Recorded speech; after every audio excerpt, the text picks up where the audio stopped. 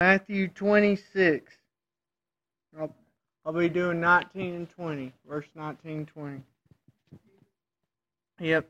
This is towards the end of the book. This is right before this is the start of Passover week is what it's getting into here in Matthew.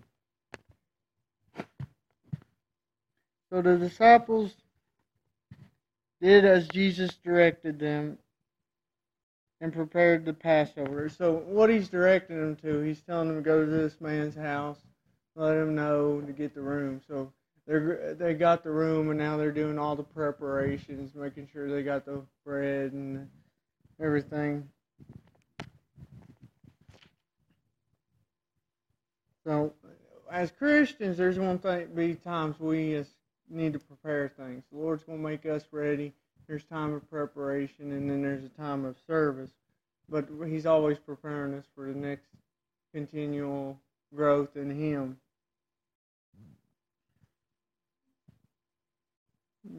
Now, because of Passover being such a big event, they may have been, part of preparation may have been them getting to know an idea of how many was going to be there for the meal. Because at Passover, all the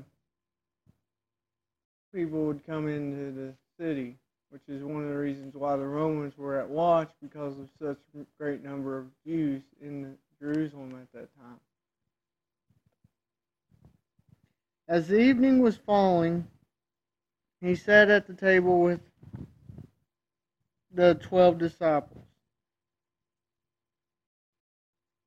This would have been something common he did. These were his 12s. He would have shared meals with them all the time. But because of what was going to happen, it made it different this time.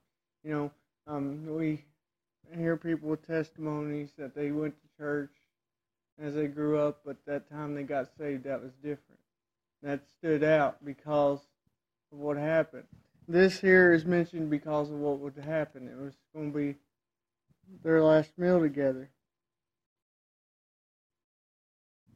And sometimes things the Lord brings to our memory and it stands out more than others.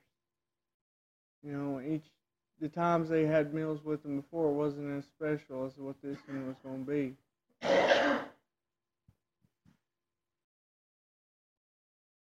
Verse 21, and while they were eating, he said, I tell you truly that one of you will betray me. So this would have probably caused shock and awe for the 12, I imagine, them thinking, one of us? Because at this point he was talking about his death, and they quite didn't figure it out.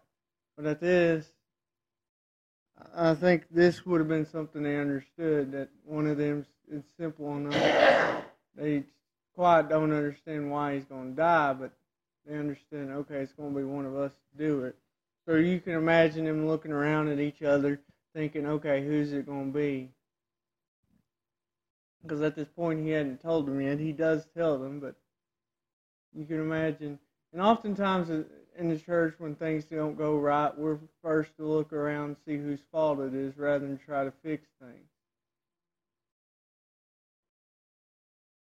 Rather than them looking around at each other, they should have just looked at him, because then they would have noticed why he had to be betrayed, is to fulfill Scripture. And if we keep our focus on him, then what others are doing isn't going to distract us from what he wants us to do.